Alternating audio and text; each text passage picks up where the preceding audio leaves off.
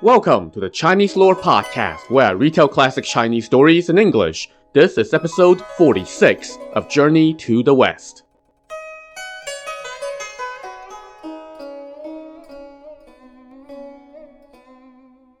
Last time, the pilgrims hit another snag when, while trying to cross a river of black water, Sanzang and Zhubajie were abducted by a river demon who fancied a little human flesh with a side of immortality. After one unsuccessful attempt to rescue their companions, Sun Wukong and Sha Zeng learned from the local river spirit that the demon was actually the nephew of the Dragon King of the West Sea. Sun Wukong was no stranger to the Dragon Kings of the Seas, so he decided to go pay this particular Dragon King a little visit. Wukong flew to the West Sea, cast a water-repelling spell, and dived in. As he was traveling underwater, he ran into a blackfish demon lackey who was carrying a gold invitation box, shooting from upstream like an arrow. But this demon came face to face with Sun Wukong, who promptly delivered a killing blow to the lackey's head, spilling his brains and cracking his skull. While the dead lackey's body floated up to the surface, Wukong picked up the invitation box and read its content. The invitation said, "Greetings, second uncle, from your nephew Tuojie. Thank you for your kind regards. I captured 2 people today. They are monks from the east and are true rarities. I dare not eat them alone. I remember that your birthday is coming up soon, so I am setting up a feast to wish you long life. I hope you will attend." Wukong chuckled. "Well, this scoundrel delivered this right into my hands." He stashed away the invitation and continued on his way. Soon, he was spotted by a yaksha spirit that served the Dragon King of the West Sea. That spirit rushed back to the palace to report that the great sage was coming. The Dragon King, whose name was Shun, went out with his clan to welcome Wukong and invited him in for tea. But Wukong said, "I haven't tasted your tea yet, but you have already tasted my wine." Shun laughed. "Great sage, you haven't touched wine since joining the Buddhist school, so when would you have invited me to wine?" You may not have been over for drinks, but you're already in trouble for it." Shun was taken aback and asked what offense he had given. Wukong now showed him the invite from his nephew. Shun was scared out of his mind. He hurriedly kneeled, kowtowed, and said, "Great sage, please pardon me. That scoundrel is my younger sister's 9th son. Her husband delivered less rain than heaven had commanded, so he was executed by the mortal Prime Minister Wei Zheng."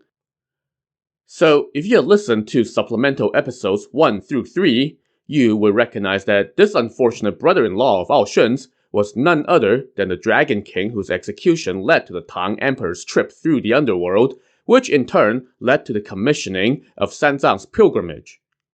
Shun now continued, "My sister had nowhere to go, so I brought her son here and raised him to adulthood. The year before last, my sister unfortunately passed away. Seeing that my nephew had nowhere to go, I set him up at the Blackwater River so he could work on his cultivation. Who knew that he would commit such evil? Let me send someone to capture him and bring him here." Wukong asked, "How many sons did your sister have? Where are the rest of them causing trouble?" "She had 9 sons. The other 8 are all good. The eldest is the little yellow dragon, and he lives in the Huai River. The second is the little black dragon, who lives in the river Ji. The third is the black-backed dragon, who occupies the Yangtze River. The red-whiskered dragon is the 4th son, and he holds the Yellow River. The 5th is the vain-effort dragon, who looks after the bell for the Buddha.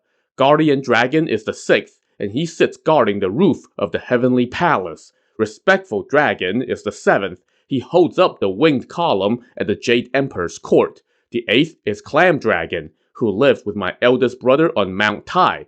The youngest, Alligator Dragon, has had no particular duties since he is still young. He was only sent to the Blackwater River to nourish his nature last year. He hasn't yet won himself any fame or been transferred to another job. But I never expected that he would disobey me by offending you, great sage." Wukong chuckled. "How many husbands did your sister have?" "Just the one, the Dragon King of the Jing River. He was executed years ago, so my sister came to stay with me, and she died the year before last." "How can one couple produce such a grab bag of seeds?" Well, as the saying goes, if a dragon sires 9 children, each will be different. Alright. I was really annoyed just now and was going to file a petition in heaven to accuse you of collaborating with demons and abducting people. But according to what you just told me, it's that scoundrel who refuses to listen to you. So, I'll spare you this time, partly on account of your noble family, and partly because that scoundrel is young and ignorant, and you weren't aware of his actions. But send somebody to go arrest him at once and save my master. And then we'll talk about this. Ao Shun now summoned his crown prince, Mo Ang, and told him, mobilize 500 aquatic soldiers and bring that little alligator here to answer for his crime. Meanwhile, I will arrange a banquet to apologize to the great sage. But Wukong said, no need to worry so much. I've already said I'll spare you, so what need is there for a banquet? I must go back with your son right now. My master's in trouble, and my fellow disciple is eagerly waiting for me. Ao Shun tried to keep him, but couldn't, so he told his daughter to present tea to Wukong. Wukong drank a cup, took his leave, and departed with Mo Ang and the troops. When they arrived back at Blackwater River, Wukong said to Mo Ang, Crown Prince, go get that demon. I'll be waiting on the bank. Great sage, don't worry, Mo Ang said. I will go capture him and present him to you first. Only when I have returned your master safely will I dare to go home to see my father. So Wukong took his leave and leaped out of the river. He headed back to the eastern bank, where Shazong and the river spirit met him. He recounted his visit, and they eagerly awaited the return of their master. Meanwhile, Mo Ang went to the palace of his cousin Tuojie and told the lackeys at the gate to announce him. Tuojie was wondering what was taking his blackfish demon lackey so long to return from delivering the invitation to his uncle, and he grew even more suspicious when he heard that his cousin had come instead of his uncle. And just then, a lackey who was on patrol came to report that there was an army of aquatic soldiers in the river holding position to the west of his palace and carrying banners that bore the name of his cousin. This cousin has gone too far, Tuojie said. My uncle must not have been able to come, so he sent his son. But why would my cousin be bringing troops to a banquet? Something must be up. Little ones, prepare my weapon, just in case things go south. I will go see him and see what's up. So Tuojie headed out and saw a stout army in his waters. He approached their camp gate and shouted, Cousin, my respects, welcome!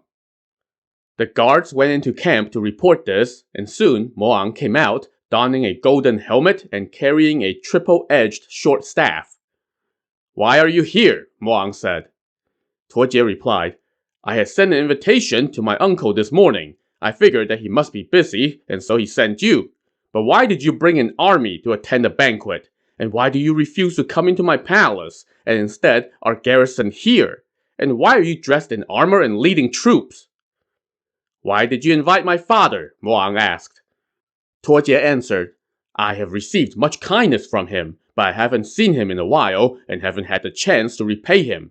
Yesterday, I captured a monk from the east. I heard that he has cultivated his Tao for 10 lifetimes, so whoever eats him would gain immortality. So I wanted to invite my uncle to come have a look, and then I was going to cook that monk and share him with my uncle.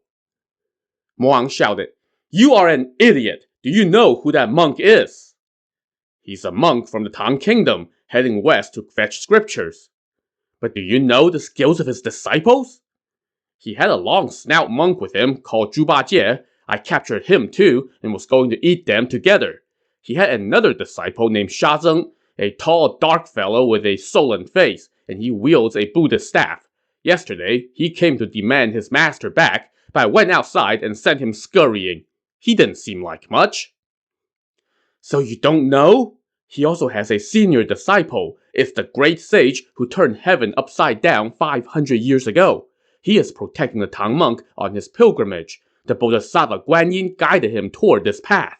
He is called Sun Wukong. How can you poke that hornet's nest? He ran into your messenger in our sea and took the invitation. He then stormed into our palace and accosted my father and me, accusing us of being in cahoots with demons and abducting people. Hurry up and deliver the Tang monk and Jie to the riverbank and give them back to the great sage. and then I will apologize to him on your behalf, and you might yet live. If you dare to utter half a no, you can give up any thought of staying here." Tuojie, however, flew into a rage. "We are cousins, and yet you are defending somebody else? You think you can just come here and demand that I send the Tang monk out? It's not that easy. You may be afraid of Sun Wukong, but I am not. If he's got skills, then tell him to come to my palace and trade 3 blows with me, and then I will return his master. But if he can't beat me, then I will capture him too and cook them all together. And then I won't bother inviting any relatives. I'll just shut my door and make merry with my little ones while we feast." Mo Ang was enraged at that insolence. "You scoundrel! You really are disobedient! Never mind the great sage, do you dare to face off against me?" "A hero is not afraid of a face-off," Tuojie shot back. He gave a shout, and his lackeys rushed forward and helped him put on his armor and handed him his own steel staff. The two now squared off in the bottom of the river. After a few fierce exchanges, Mo Ang feigned an opening, luring Tuojie into attacking. But Mo Ang quickly smacked Tuojie's right arm with his staff and then knocked him to the ground. Mo Ang then stepped on his foe to keep him down, while his soldiers surged forward to tie up Tuojie. They pierced his shoulder blades with a steel wire to keep him from using his magic. Then they dragged him out of the river and threw him in front of Sun Wukong. "Great sage, I have captured the demon alligator. Please decide his fate," Mo Ang said. Wukong lectured Tuojie. "You disobedient scoundrel! Your uncle set you up here so you can cultivate your ways and make something of yourself one day in another post. Why did you occupy the river spirit's palace and commit evil? And you dare to deceive my master and fellow disciple? I was going to smack you with my pole, but it would kill you with one graze. Where did you stash my master?" Tuojie kowtowed nonstop and said, "Great sage, I did not know your reputation. That's why I disobeyed my cousin and acted against reason. But my cousin has captured me. Thank you for sparing my life. Your master is still tied up in my palace. If you will undo my chains, I will go in the river and bring him back." But Mo Ang cautioned, "Great sage, this scoundrel is a wicked demon and is very crafty. If you release him, he might get ideas." So Sha Zeng said, "I know where he lives. Let me go search for master." So Sha Zeng and the river spirit leaped in and made their way to the palace. The doors were wide open, and there was not a single demon lackey in sight. They went straight in and found Sanzang and Zhubajie stripped naked and tied up. Sha Zeng and the river spirit hurriedly released them and carried them back up to the riverbank. Once there, Zhubajie saw the demon chained up, so he grabbed his rake and stomped toward him, cursing, "Damn beast! Are you gonna eat me now?" But Wukong pulled him back and said, "Brother, spare his life, on account of the Dragon King and his son." Mo Ang now said, "Great sage, I dare not linger. Since you have rescued your master, I will take this scoundrel home to see my father. Even though you spared his life, my father will not allow him to escape punishment. He'll get his. My apologies again." "Alright, in that case, take him and go," Wukong said. "And please send my regards to your father. I will thank him in person another day." So Mo Ang took his prisoner and his troops and returned to the West Sea. Meanwhile, the river spirit thanked Sun Wukong for restoring control of the river and the palace to him. Sanzang, however, asked Wukong, "We are still on the east bank. How will we get across this river?" The river spirit said, "Sir, don't worry. Please mount your horse. I will lead the way and take you across." So Sanzang hopped on his horse, Bajie took the reins, Sha Zeng carried the luggage, and Wukong followed right beside him. The river spirit now worked his magic and literally parted the water, opening up a wide path through. The pilgrims made their way over to the west bank, thanked the river spirit, and continued on their journey.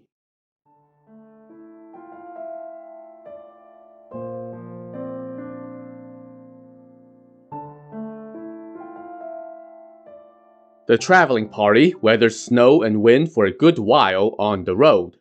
And then it was spring once more. Life was returning to the land, and the weather was gentle and warm. One day, as they were traveling and taking in the scenery, they suddenly heard a shout that sounded like the roar of 10,000 men. It struck fear into Sanzang's heart. He reined in his horse and asked Sun Wukong, "What was that?" "It sounded like the earth opening up and a mountain collapsing," Zhuba Jie said. "And it sounded like thunder," Sha Zeng added. "And I heard people shouting and horses neighing," Sanzang chimed in. But Wukong chuckled. "You're all wrong. How about I go take a look?" So he flew into the sky and looked in the direction of the noise. He saw a city in the distance. Upon closer inspection, however, he noticed an evil miasma emanating from it. Where's that noise coming from? Wukong thought to himself. That city doesn't seem to be at war, so why the sound of people and horses? Just then, he noticed a beach outside the city gates. Many monks were gathered there, pulling and pushing carts. As they strained together to move the carts, they were shouting the name of a bodhisattva, hence the noise that startled Sanzang. Wukong now descended from the clouds to have a closer look. He saw that the carts were filled with bricks, tiles, and wood beams. The beach was a steep uphill climb, and there was only one narrow path, winding its way up the steep cliffside. There was no way a cart would make its way up that path. And even though the weather was warm, the monks were clad in tattered rags, looking quite destitute. They must be building a monastery, Wukong thought to himself. But this looks like a prosperous place, so they must not be able to find any laborers for hire. So that's why the monks are having to do this themselves. But just then, he saw two young Taoist priests swagger out from the city gates. They were dressed in finery and looked quite well taken care of. When the monks saw these two coming, they all panicked and pushed the carts even harder. Ah, these monks are afraid of those Taoist priests, Wukong thought. Otherwise, why would they be pushing so hard? I once heard people say that on the way west, there is a place that pays homage to Taoism while spiting Buddhism. That must be this place. I need to report back to Master, but if I don't get a clear picture of the situation, he might fault me. I'm smart enough to go down there and find out the truth. Let me go get to the bottom of this so I can answer any questions that Master might have. So he flew down and turned into a traveling Taoist priest. He carried a basket in one hand and a fish drum in the other. Singing a Taoist tune, he made his way over to the city gates and greeted the two Taoist priests. The priest asked him where he was from, and Wukong said, "Oh, I travel all over the land. Today, I have come here to beg for some food. Can you tell me which street in the city is good for begging?" The priest laughed. "Listen to you. How can you say such a thing? You're such a downer." "Well, what do you mean?" "You're talking about begging for food." "But we men of religion get by on begging. We don't have money, so how will we get food if not by begging?" "You are from afar and don't understand how things are in this city," the priest laughed. "Not only do the court officials here respect Taoism, but so do all the wealthy and respected citizens. Men and women of all ages will offer us food whenever they see us. We don't have to say a word, and the king is the most devout follower of the Tao." "Oh? I'm young and from far away," Wukong said, "so I really didn't know. Can you tell me about this place and why the king is so devoted to Taoism?" "This is called the Chechi Kingdom," the priest said. And Chechi, by the way, literally translates to slow cart. "And the king is our relative," the priest continued. Now that prompted a chuckle from Wukong. "What? Did a Taoist priest become king?" "No, but 20 years ago, there was a huge drought and nothing would grow.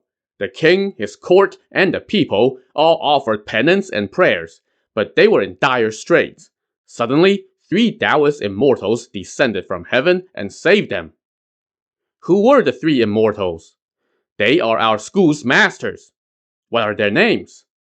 "Our senior master is named the Tiger Power Great Immortal. Our second master is the Deer Power Great Immortal. And our third master is the Goat Power Great Immortal." "And how much power do your 3 masters have?" "They can summon wind and rain in the blink of an eye. They can turn water into oil and turn stone into gold as easily as turning around. They have the power to seize the creative forces of heaven and earth and alter the mysterious workings of the stars. The king and his officials all revere our masters, so they claimed us as family. Wukong now said, "Well, that king is certainly lucky. As the saying goes, skills can move dukes and ministers. With their powers, your masters make good relatives for him. Alas, I wonder if poor old me would ever be lucky enough to meet your masters just once." The priests laughed and said, "That's not so hard. We two are their closest disciples, and our masters are always happy to meet fellow Taoists. Whenever they hear that one is passing through, they go out of their way to greet them. And with the two of us introducing you, it'll be a cinch." Wukong bowed deeply and thanked them. The priests told him, "Just wait here for a few. Have a seat, and once we take care of our official business, we'll come take you to see our masters." "But men of religion have no burdens. What official business do y'all have?" Wukong asked. The priests pointed at the monks on the beach and said, "Those are our laborers. We need to go make sure they're not slacking off, and then we'll be right back." "Elders, you must be mistaken," Wukong laughed. "Buddhists and Taoists are all men of religion. How can they be our laborers?" "Oh, you don't understand. Back during the drought, Buddhist monks and Taoist priests were both praying for rain while being fed by the court. But the monks' prayers were ineffective. Then our masters arrived and summoned the rain and wind to relieve the people's suffering. So the court got angry at the monks for being useless. So the king had their monastery demolished, their idols destroyed, and their ordination certificates revoked. He also refused to let them go back to their homes. Instead, he gave the monks to us as our laborers. They're responsible for all our chores. We still need to finish building our quarters, so these monks came to transport building material. We are worried that they'll slack off, so we came to conduct an inspection." But now, Wukong started weeping and said, "I'm so unlucky. I won't be able to meet your masters." "Why not?" the priests asked. "I have been wandering all over, in part to scrounge a living, but also in part to find family." "What relatives are you looking for?" "I have an uncle who became a monk in his youth. Some years back, because of a famine, he left to beg for food. He hasn't been home in years, so I went to look for him. He must have gotten stuck here and couldn't leave, but I don't know that for sure. I must find him before I can go into the city with you." "Oh, that's easy enough. How about we take a seat here, and you can go to the beach to conduct the inspection for us. There are 500-some monks there. See if your uncle is among them. If he is, we'll put in a good word and have him released, and then you can enter the city with us." Wukong thanked them non-stop, and then took his leave and headed to the beach while beating his fish drum. When the monks saw him, they all kowtowed and said, "Sir, we haven't been slacking off. All 500 of us are present and pulling the carts." Wukong mused to himself, "These monks must be afraid of getting a beating from Taoist priests. For them to be so afraid of a fake priest like me, they might just drop dead if I were a real priest." He waved his hands and said, "Don't kneel, and don't be afraid. I'm not the foreman. I'm just here to find my relative." As soon as they heard that, all the monks crowded around and stuck their faces out, each one hoping that Wukong would pick him and save him from this life of toil. Wukong looked around for a bit and then started laughing. "Sir, why are you laughing instead of looking for your relative?" the monks asked. "Oh, I'm laughing at you. Your parents must have abandoned you to a life of religion due to unfortunate circumstances. Why do you all then not obey the rules of Buddhism? Instead of reading scriptures, why are you here, laboring for Taoist priests, being ordered around like slaves?" "Sir, you're here to make fun of us," the monks lamented. "You are from afar and don't understand our plight." "I am from afar, and I really don't know your plight." "Our king is biased and unjust. He only likes Taoists like you. He hates us Buddhists." "How come?" "Because 3 Taoist immortals showed up and summoned rain and wind. They pulled a veil over the king's eyes and convinced him to tear down our monastery, revoke our ordination certificates, and keep us here as laborers for the Taoists. This suffering is too much. And while any wandering Taoist priest passing through would receive rewards from the king, traveling Buddhist monks are seized and forced to work as laborers for the Taoists. Do those priests have some special magic to trick the king? Wukong asked. If it's just summoning rain, that's child's play. How can that move the king's heart? They can mold sand, refine mercury, sit in meditation to preserve the spirit, turn water into oil, and turn stone into gold, the monks told him.